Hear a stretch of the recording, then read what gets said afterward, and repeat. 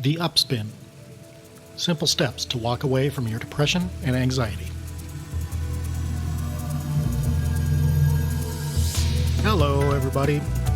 It's Wayne, and you're listening to The Upspin. Hi, happy Friday, and all that good stuff. Today, what we are going to talk about is not so much your depression or your anxiety, but it's how the other people around you, your friends, your family, react and treat you and talk to you about your depression. And I want to kind of direct this episode at those people. For the most part, the vast majority of all of these people are very well-meaning. They are loving people. They want to help you. They don't want you depressed and anxiety-ridden.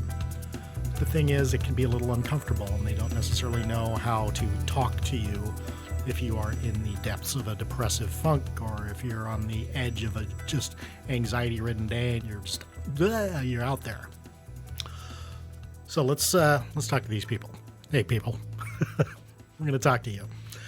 Now, I'm going to kind of keep this light. I'm going to, I want to keep this a little jovial and kind of fun to listen to and everything. But at the same time, I want you to kind of think about these things that I'm talking about, just because we've all been there. We've all, maybe tried to help somebody or cheer somebody up, and you just say the wrong damn thing, and you go home or you walk away, and you spend the rest of the day pulling your foot out of your mouth or whatever. I've done it a million times. I know friends of mine have done it. It's human nature. We really screw up sometimes. So with this little episode, I'm gonna maybe not necessarily call it a top 10 list or something, but these are actually some of the worst things that you can really say to somebody who's depressed. I'll say what they are, then I'll give a little bit of reasoning behind each one, and maybe, we'll sort it out here. So I think the most popular one, I was thinking about this today, I think the most popular one, at least that people would tell me, just because I was raised in a fairly stern kind of upbringing where there was no bullshit allowed. And, crying was kind of out of the question. A lot of toxic masculinity running around, and, being the youngest, nobody wanted to hear this stuff. So the thing that I heard a lot of was just snap out of it, snap out of it. Snap out of it. And often I would get my face slapped because I would just be like, oh, well, snap out of it. I never thought of that before, and that's not a healthy way to retort. But I mean, to tell somebody who is depressed to just snap out of it, that's never going to happen. It's impossible. Especially if the depressed person is depressed because of, a chemical imbalance or biological reasons. It's not the same for every depressed person, but some people do have, chemical imbalances that make them more predisposed to depression. And just telling these people to snap out of it is kind of like telling somebody with one arm to, they need to clap louder. They need to applaud louder, So don't do that. Don't tell people to snap out of it, or to, or you just need to try harder to not be depressed. Well, most of the depressed people that I know, and I know myself, I didn't want to be depressed. I didn't love that feeling, and if I could have snapped out of it, if I just needed to try something a little harder to get me out of that, I certainly would have gone that route. But that's not going to happen. So put that at the top of your list to never say. Now, the next thing is very much related to the snap out of it. Although it's a little happier sounding, and people usually say it with a lilt and with very well-meant intentions. And they'll pat you on the back and they'll say, come on, man, smile, cheer up, pinch your cheek, cheer up, man. And while I can understand why your friends or your family or spouse or whoever wants you to cheer up, I understand that, But the problem is that phrase, it goes hand in hand with the snap out of it. It really oversimplifies how deep your feelings of sadness associated with your depression might be. If you're just in the depths of something, some cheerful person coming up, come on, cheer up, woo, it's not going to do anybody any good. I mean, it could be a little better maybe if you phrase it in a way like, here's here's an ice cream sundae, maybe this will cheer you up a little bit better. Or let's get out of the house. Let's try to cheer you up a little bit. That sort of thing was okay. But to just, flat out say something like cheer up and put all of that additional weight on me to cheer up. And then I would think, oh, I can't cheer up. And it would just, put more weight on the downward spiral. So don't tell people to cheer up. You can try to cheer them up, but just let's find a different way. I was thinking about this pretty much most of the day. And one of the ones that I got a lot was, here's a little history. For those of you that don't know me, growing up, I was kind of the class clown. I was a bit of an extrovert. I would, not necessarily doing to draw attention to me, but it was just, I just liked entertaining people and being goofy. And, the people that know me know exactly what I'm talking about. People that don't know me, just use your imagination, I suppose. But when people started finding out that I was depressed, they would say, oh, you don't look depressed.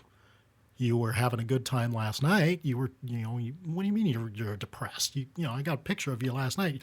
You're smiling. You were, what are you talking about?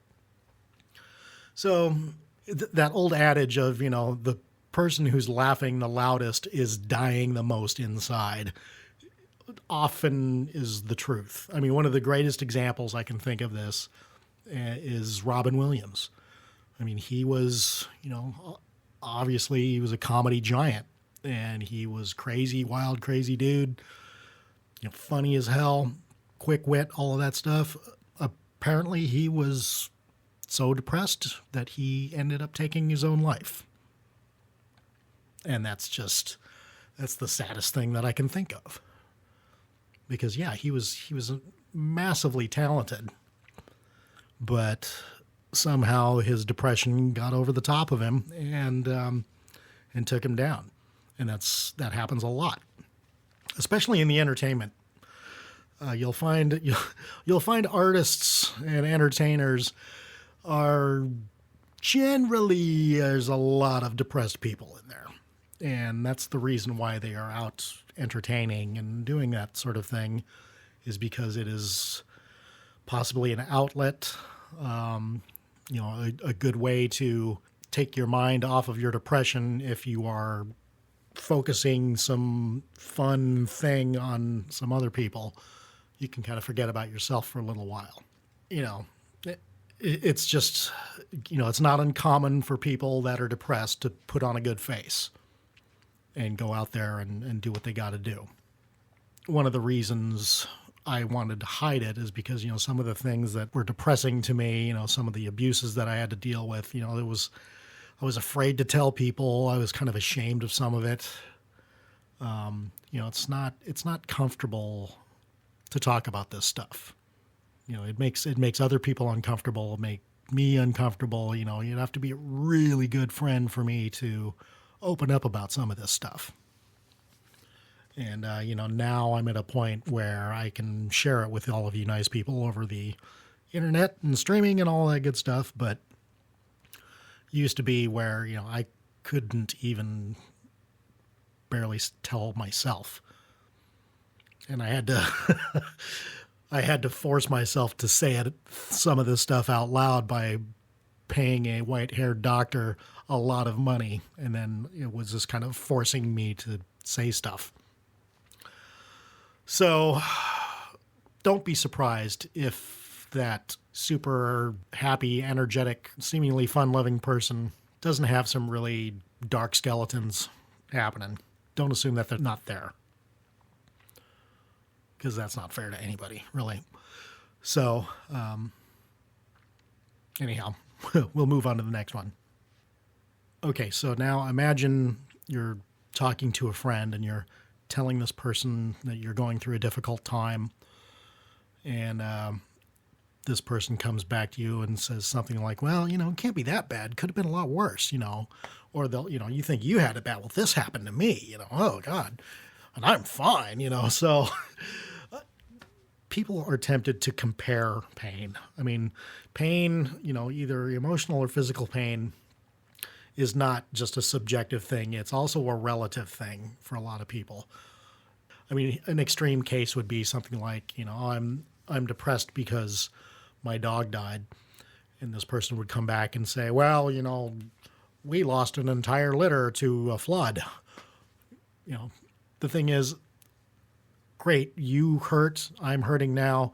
Hearing about your pain is not helping me at all.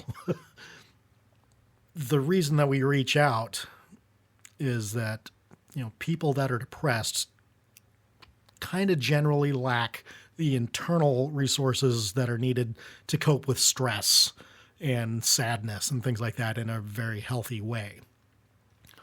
So to just kind of downplay the situation, oh, that's just a minor annoyance, or that's just an inconvenience. It could be so much worse. It's just you're gonna put this person's attitude into the toilet, because now on top of feeling bad about whatever I'll go back to the dog dying thing. Then they're going to feel bad about, oh God, it feels so much worse. And they're going to feel guilt over feeling bad. It's okay, people. Depression and anxiety, they stack up on top of each other. You got to understand that. When you say things like this and you introduce guilt to a person who's already feeling bad, you're not helping the situation. So please, please, please don't do that. That is a horrible, horrible, horrible thing to do to somebody. So yes, maybe somebody's life could be worse. But depression isn't about how bad things are. It's about how bad somebody feels in a particular moment. So just don't make it a competition. It's best to just hear the person out. Let them talk. Don't judge. Don't be judgy. Don't try to compare things.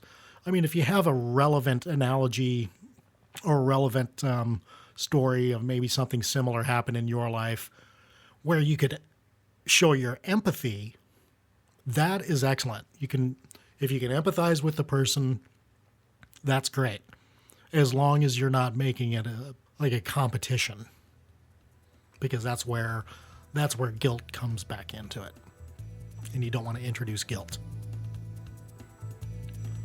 So I'm going to take a quick little 30-second break and pay the bills for a moment and come back with a couple more right after this. This is the Upspin.